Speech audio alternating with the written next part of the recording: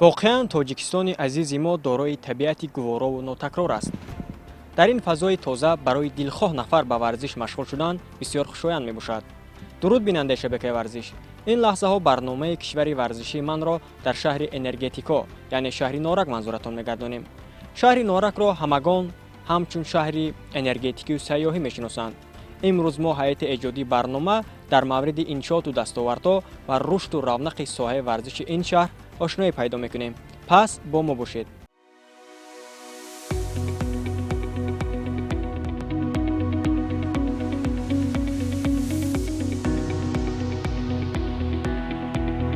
шаҳри норак моҳи декабри соли 1960 таъсис ёфта таърихи беш аз 2500 сола дорад ва дар ҳудуди видояти хатлон маскан гирифтааст.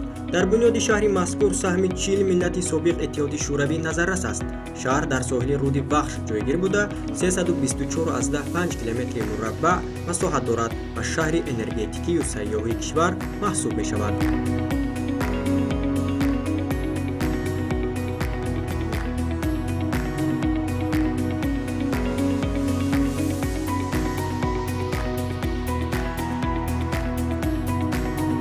шаҳр дорои табиати ғанӣ буда дар байни кӯҳҳои нор ки шаҳрро иҳота кардааст ва аз ҳама зеботарин ва баландтарин маҳсуб мешавад, мавқеъ гирифта аз пойтахти мамлакат шаҳри душанбе 64 километр дуртар ҷойгир аст.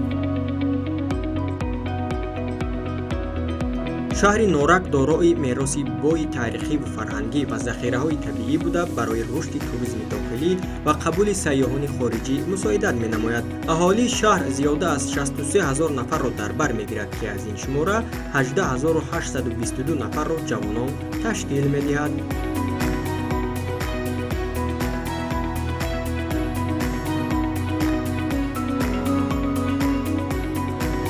аслан сохтмони нергоҳи барқии обии норак замина шуд ки дар ин мавзеи таърихӣ шаҳри норак бунёд шавад. шаҳр дорои корхонаҳои бузурги саноатӣ мин ҷумла нергоҳи барқии обии нораку бойғозӣ мебошад ки дар рушду пешрафти шаҳр саҳми бориз дорад.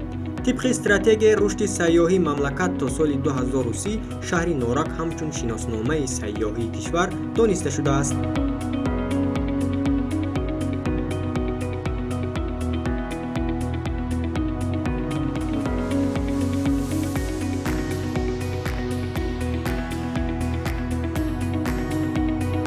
соҳаи варзиш дар шаҳри норак дар ҳоли инкишоф аст. дар қаламрави шаҳр як варзишгоҳ, 46 майдончаи варзишӣ, як ҳавзи шиноварӣ, 14 толори варзишӣ, 2 мактаби варзишӣ амал менамояд ки дар онҳо 22 мураббӣ ва 647 нафар варзишгарон тамрин медиҳанд.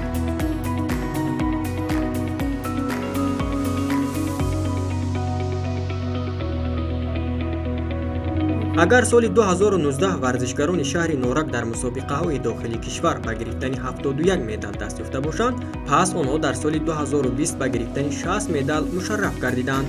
боиси зикр аст ки иштироки варзишгарони шаҳри норак дар мусобиқаҳои берун аз ҷумҳурӣ камандар кам аст, ки ин нигаронкунанда ба назар мерасад.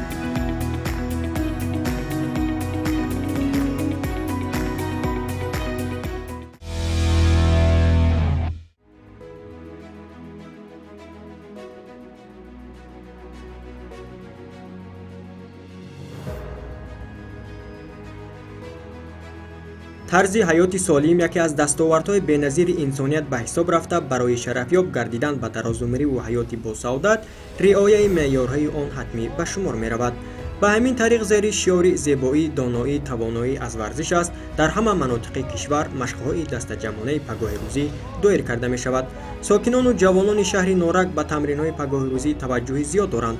онҳо ҳар ҳафта рӯзи шанбе дар боғи нишони давлатӣ ва майдони марказии шаҳр ба машқҳои пагоҳи рӯзӣ шуғл меварзанд. боиси ёдоварест ки саҳаргоҳон ба машқҳои пагоҳи рӯзӣ шуғл варзидан метавонад боиси фаъолияти босамар дар давоми рӯз гардад. мураббӣ ин гуфтаҳоро ба инобат гирифта ба сокинон машқҳои сабуки гуногунро талқин мекунад.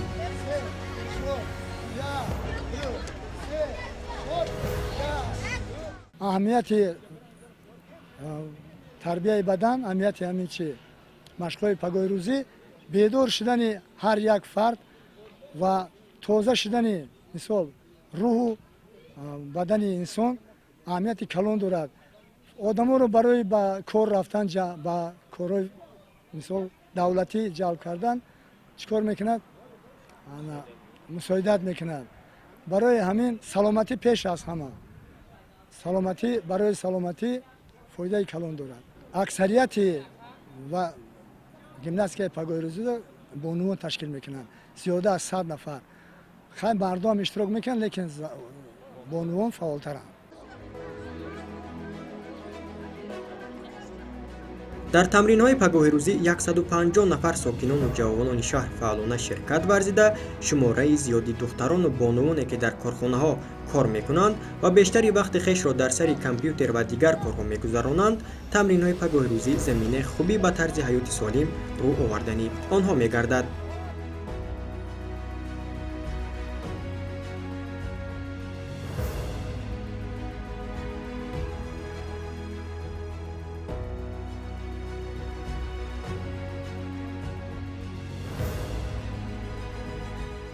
ما در میدان مرکز سلامتی با مشق پگاهی‌روزی جلبیم و از اینجا رفته به جای کار خودمون رو سالم و بربند میکنیم. ما بیشتر میخوایم که زنانی که در خانه ششتگی با کوچه هاش جیان همینجا بیا مشق کنن، خود را سالم و بربند کنن.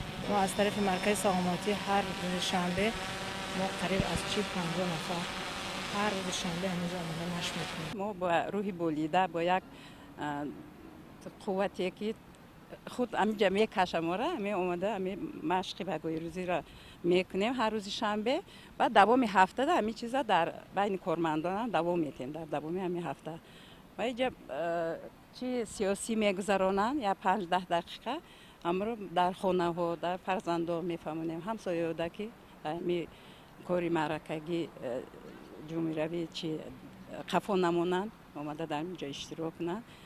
ما نگاه کردم استم و فکر هر شنبه همه گروه ما زیاد شدن میگیره.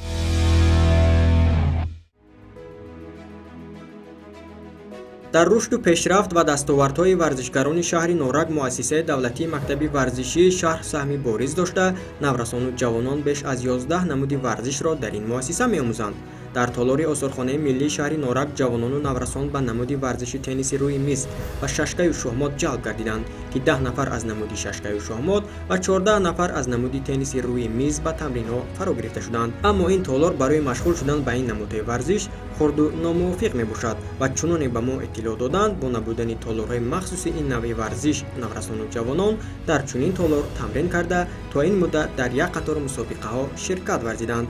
دستاوردهای نظررس این جوانان از نمود ورزشی ذهنی شahmat نسبت به تنیس روی میز بیشتر است. مریم قهارزاده از زمره موفق ترین ورزشکاران میانی همتایان خویش در این تالار بوده و بازی شahmat شغل ورزیدن را زیاد دوست می‌دارد. او سراول در خانه با پدرش بازی میکرد و پسان به توصیه‌های والدان او را به این تالار برای بهتر آموختن نازیکی‌های شahmat راهسپار کردند و دوام 2 سال می شود که زیر راهنمایی مربیان به بازی شahmat مشغول است و تا این مدت در چندین مسابقه‌های شهری، ولایتی و جمهوریوی شرکت ورزیده زینه‌های افتخاری را اشغال کرده است.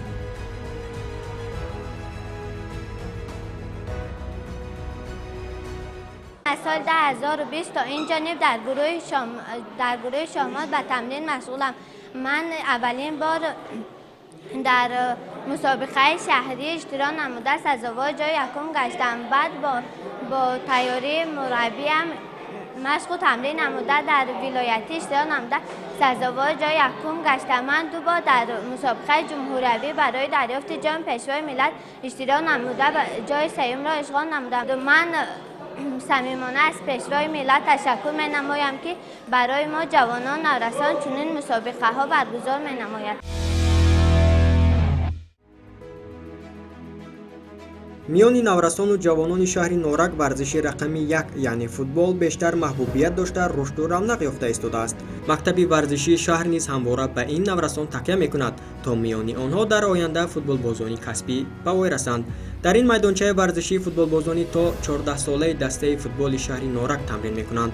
آنها در این میدانچه مشق‌های گوناگون را اجرا کرده از مربی باز هم اصول‌های گوناگونی بازی فوتبال را می‌آموزند و سال گذشته در مسابقه لیگ امید فعالانه شرکت کرده سزاوار زینه دوم گردیدند. حالا باشد در مسابقه فوتبال به نزد شما میآید که نو آغاز گردیده است ширкат карда истоданд ва аллакай ду бозӣ гузаронида аз дастаи шаҳри ваҳдат шикаст хӯрда тими футболи наврасони ноҳияи файзободро ноком карданд ва бозии ояндаашон бо ҳамтоёни хеш аз шаҳри турсунзода мебошад ки мураббӣ барои имтиёзи заруриро касб кардани шогирдонаш онҳоро бештар ба тамринҳо ҷалб кардааст.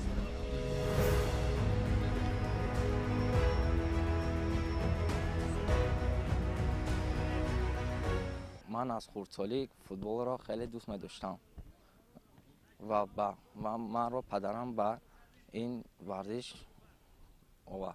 طولی 5 سال است که در این مکتب ورزشی مشق و فعالیت میکنم. در زیر راهبری نبات تاجدین ما در مسابقه های جمهوریوی ولایتی منطقوی جایهای نمایان را اشغال کرده ایم.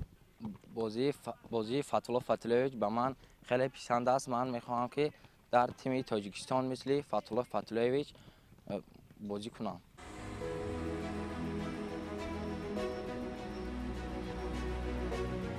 این футболбозони ҷавон ҳар ҳафта 6 маротиба ба тамринҳои дастаҷамона ҷалб гардида зери роҳбарии 3 мураббӣ Тағоймурод Назиров, Шариф Казимов ва Тоҷиддин Наботов машғулиятҳо мегузаранд. Тоҷиддин Наботов дар мактаби варзишии шаҳр мин ҳайси мураббӣ фаъолияти тӯлонӣ дошта, ҳоло сармураббии тими миллии бонувони то 16 солаи кишварро ба уҳда дорад. Дар ин майдонча зиёда аз 70 нафар бонувону писарон зери роҳбарии ӯ машқварзӣ мекунанд. қобили қайд аст ки дар ин майдончаи варзишӣ ҳамчунин тими футболи бонувони шаҳри Норак низ машқу тамринҳояшро доир мекунад. мо ҳайати эҷодии барнома имрӯз хостем ба рафти тамринҳои дастаи бонувони шаҳри Норак шиносоӣ пайдо кунем, аммо бо сабаби набудани ҷойи либоси баскунӣ ва баъзе мушкилиҳо онҳо барои тамрин ҳозир шуда натавонистанд.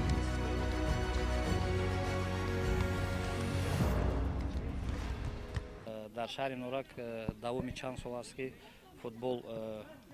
футболи кӯдакона дар сатҳи хуб қарор дорад, чунки мо дар давоми чанд соли кориамон шогирдоне тайёр кардем ки то иштирокчии чемпионати Осиё, ҷои дуюм дар чемпионати Осиё.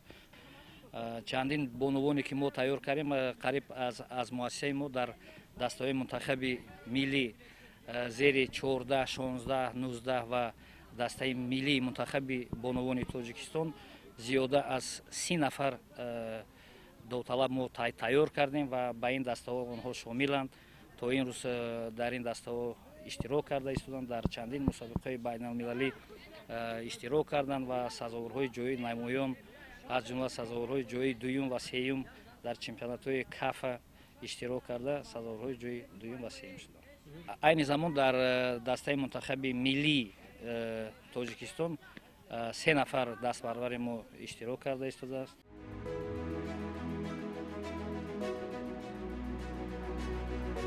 дар шафати майдончаи футбол варзишгоҳи марказии шаҳр ҷойгир аст ки ҳоло дар ҳоли таъмир аст ва то ҷашни 30-солагии истиқлоли ҷумҳурии Тоҷикистон бояд мавриди баҳрабардорӣ қарор дода шавад. тавре иттилоъ дода шуд, майдони варзишӣ дар заминаи варзишгоҳи марказии шаҳр бунёд ёфта барои 10,000 ҷои нишаст пешбинӣ гардидааст. тибқи лоиҳа майдони ҳозираи футбол бетағйир нигоҳ дошта шуда дар атрофи он нишастгоҳҳои замонавӣ бунёд мегардад. иншооти нав дар масоҳати 4,3 гектар сохта шуда дар баробари нишастгоҳ ҳамчунин дар ин ҷо дигар шароит барои машқу тамрин фароҳам оварда мешавад. қаблан дар ин варзишгоҳ дастаи барқи шаҳри Норак тамрину бозиҳояшро доир мекард. соли равон бо сабаби баъзе мушкилиҳо ки барои мо ҳамчун муаммои сарбаста боқӣ монд, даста барҳам хӯрдааст. сабаби пошхӯрии дастаи барқро мураббӣ Тоҷиддин Наботов чунин шарҳ дод.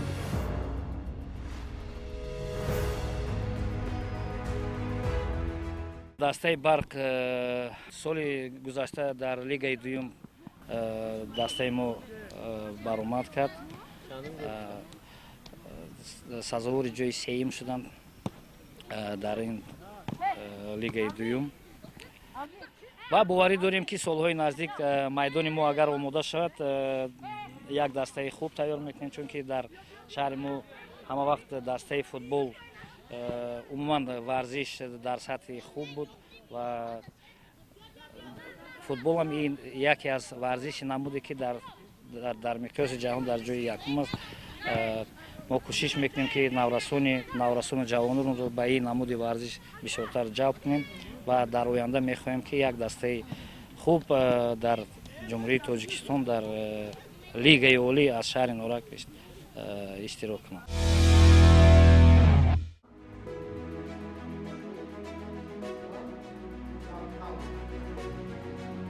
тамоми солҳои соҳибистиқлолии мамлакат миёни дигар намудҳои варзиш аз рӯи намуди гӯштини тарзи озод варзишгарони шаҳри норак ба як қатор дастовардҳо шарафёб гардиданд. Шурӯъ аз соли 2003 то имрӯз гӯштини тарзи озод дар кишвар хело рушд намуда, аз рӯи ин намуди варзиш дар бозиҳои олимпӣ соли 2008 дар шаҳри Пекин Юсуф Абдусаломов нишони нуқра ба даст овард ва наврасону ҷавонони толори мазкур пайравӣ ба варзишгарони муваффақи гӯштини тарзи озод дар кишвар карда ҳамвора саргарми тамринҳоянд. Ин толор аз соли 1964 то имрӯз фаъолият дорад.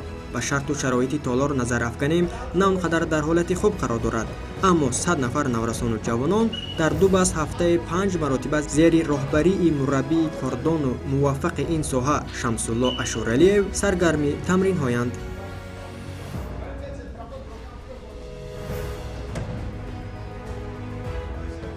тӯли 4 сол шуд ки дар ин намуди гӯштини тарзи озод машқу тамрин карда истодаам. ман дар Анқара ҷои дуюмро ишғол кардам. ман мехоҳам ки дар оянда чемпиони ҷаҳон шавам ва парчами ҷумҳурии Тоҷикистонро баланд бардорам. боиси хушнудист ки имрӯз таваҷҷӯҳи насли наврас ба соҳаи варзиш ба тадриҷ меафзояд. соли равон варзишгарони ин толор дар мусобиқаҳои ҷумҳуриявӣ 13 медал ба даст оварданд, ки 2 нишони тиллоро варзишгар Беҷан Хоҷалиев ба даст оварда дар мусобиқаҳои берун аз кишвар бошад. соли гузашта дар ҷумҳурии Қирғизистон Шаҳром Муродов ба гирифтани нишони нуқра шарафёб гардидааст. муҳаммад бахтиёрзода аз хурдтарин варзишгарони толорӣ ном бурда мебошад. натиҷаи тамринҳои пайвастааш аст ки ин ғунчаи боғи умеди варзиши мамлакат аллакай то ин муддат дар чандин мусобиқаҳои шаҳрӣ ва ҷумҳуриявӣ ширкат варзида ба дастовардҳои назаррас ноил гардидааст. тӯли 3 сол мешавад ки дар ин толори варзишӣ машқу тамрино мекунам. устоди ман Ашуралиев Шамсулло мебошад. ман берун аз шаҳр рафта ҷои сеюмро ишғол кардам ва аз худ боварӣ дорам ки дар оянда парчамбардори ҷумҳурии Тоҷикистон бошам. ман ин гӯштинро аз кӯдакӣ завқ доштам.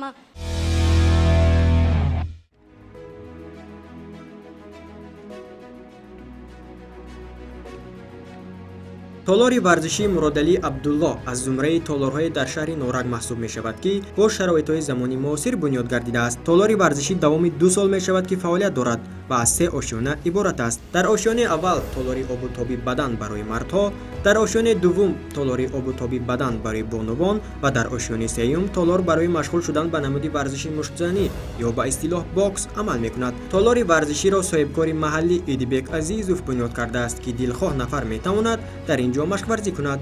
чуноне ба мо иттилоъ доданд муштзанӣ муваффақи кишвар Мавзуна Чӯреве низ замоне дар ҳамин толор тамринҳояшро доир кардааст. қобили зикр аст ки толори номбурда бо таҷҳизотҳои муосири варзишӣ таъмин буда ҳама роза хоҳишмандону варзишгарон фориғ аз кор ба инҷо омада ба тамрини бадан машғул мешаванд. лек имрӯз ҷараёни сабти барномаи мо ба тамринҳои варзишгарони ин толор рост наомад ва теъдоди варзишгарон низ иштирок надоштанд. дар толори мазкур дар баробари мардон барои бонувон низ шароитҳои хуби варзишӣ муҳайё гардидааст. ҳамарӯза бонувони шаҳри Норак ба инҷо омада пайваста ба тамрин шуғл меварзанд. бунёду ба истифода додани чунин толорҳои ба талаботи замони муосир боз ҳам имкон медиҳад сафи дӯстдорони намудҳои гуногуни варзиш дар шаҳри Норак бештар гардад.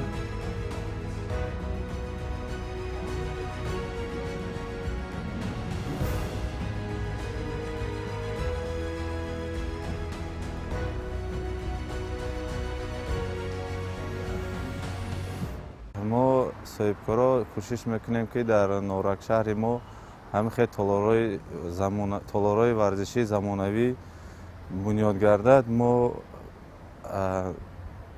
кӯшиш мекунем ки ҷавли варзишгарон зиёдтар шавад. мо кӯшиш мекунем ки оянда низ дар шаҳри Норак толори варзишӣ чунин толори варзишиҳо сохта ба истифода дода шавад.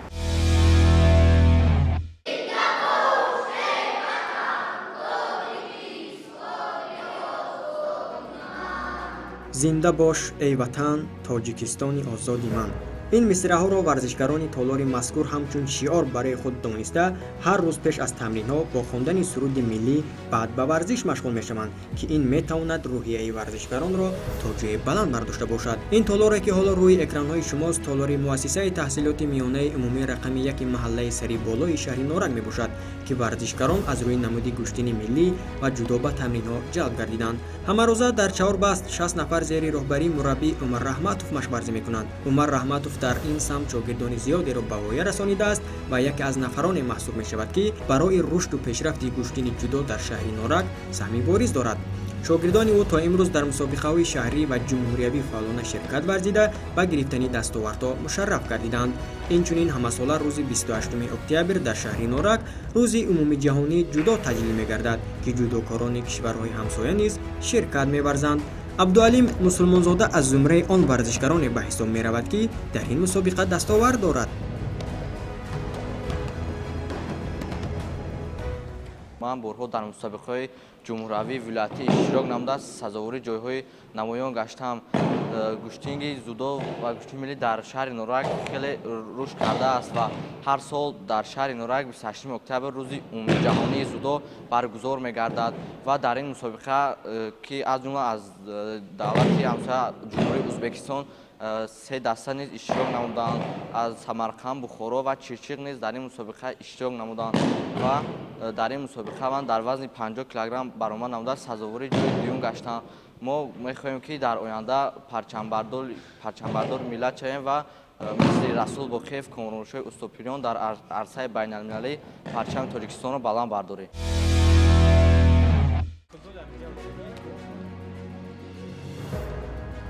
در مؤسسه تحصیلات میانه عمومی رقم 9 شهر نارنگ داومی 2 ماه می شود که دسته‌های والیبال بازان دخترانه و پسرانه تشکیل شده از روی این نمودی ورزش تمرین می‌کنند. والیبال از جهت جالبیت و مشهور بودن در بین نمودهای گوناگون ورزش پس از نمودی فوتبال مقام دوم را کسب می‌کند. با این نمودی ورزش تقریباً 1 میلیارد یعنی 15% اهالی سیاره مشغول می‌شوند و باعث خوشحالی است که در قلمرو کشور عزیز ما به این نمودی ورزش توجه زیاد ظاهر می‌گردد و همواره مسابقه‌های گوناگون برای کشف چهره‌های نوی این نمودی ورزش دایر می‌گردد. این دختران و پسران نیز به نمودی والیبال بسیار میل و رغبت دارند و همه روزه تمرین می‌کنند تا آینده در مسابقه‌های گوناگون شهر نارنگ را معرفی نمایند. باعث ذکر است که چنین تالارهای ورزشی از نمودی والیبال در شهر نارنگ موجود نبود و همچنین در حدود شهر نبودن دسته مخصوص بسکتبال بازان و نداشتن این گونه تالار نگران کننده به نظر می‌رسد. با این والیبال بازان جوان مربی تجربه دار آیبک مکانشویی 70 ساله تمرین می‌دهد.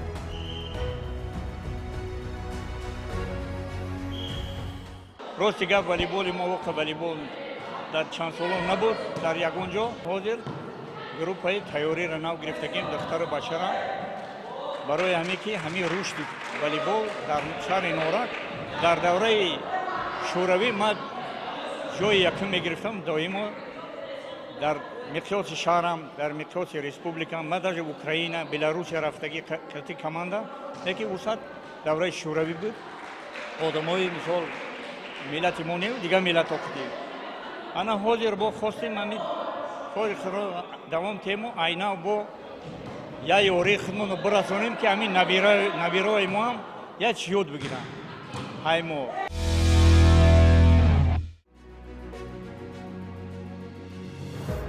در کنار راست دریای بخش در این طبیعت افسانوی که برای به ورزش اندرمان شدن بسیار مساعد است دوامی 5 سال می شود که تالار ورزشی چشمه فعالیت می کند.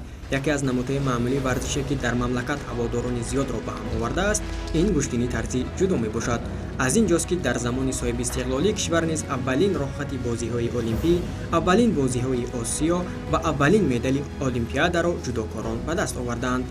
در قلمرو شهر نارنگ نیز گشتین جودو در حال انکشاف است. میان جودوکاران که زیاده از 100 نفر را تشکیل می‌دهند در رفت تمرینات چشم ما به خردترین ورزشکار این تالار محسن مظفر افتاد که همگی 3 سال دارد و به نمودی گشتین جودو اندرمان است. یعنی این از آن درک می‌دهد که آینده گشتین جودو در کشور باز هم درخشانتر است. به این جودوکاران مربی جوان مظفر مرزاعلیف تمرین می‌دهد. موصوف پس از ختم دانشکده تربیت جسمانی به نام سید مومن رحیموف و زادگاهش شهر نارنگ برگشته جهت رونق جودو در شهر سهمی خویش را گذاشته ایستاده است.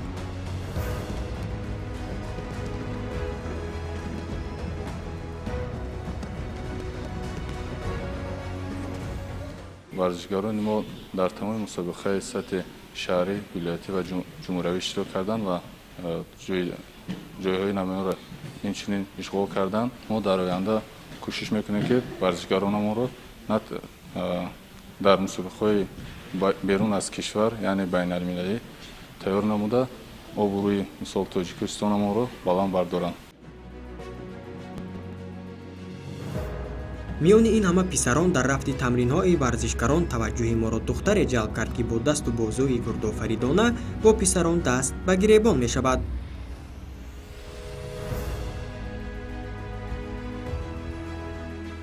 پدرم گفت که مشق کن در آینده پرچم تاجیکستان رو بلند بردار. دوام 2 سال می شود که به گشتنگ جودو مشق میکنم. میخواهم در آینده بیشتر مشق کنم، در مسابقه های شهر نورک معرفی نمایم.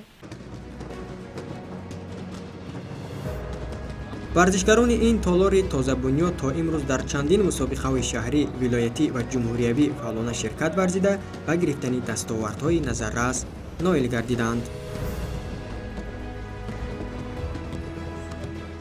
من از مسابقه های جمهوری مدال نقره سال 2020 مدال نقره و این سال باشد سال 2021 مدال برنجی به دست آوردم. من مینداری خود را به استادم میرزاعلی مظفر میگویم که من را با طرز گشتنگ جودو درس داده است. از سال 2018 در تالار ورزشی چشمه مشق میکنم. 5 فوریه سال روان در مسابقه جمهوریوی جام ایمران در اشتراک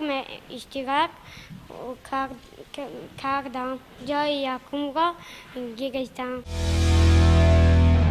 چنانه که به شما عیان گردید بینندگان گرامی، در حدود شهر نورک نه آنقدر انشاءات ورزشی زیاد است و تا جشن 30 سالگی استقلال جمهوری تاجیکستان باز چندین انشاءات ورزشی دیگر در حال ساختمان است.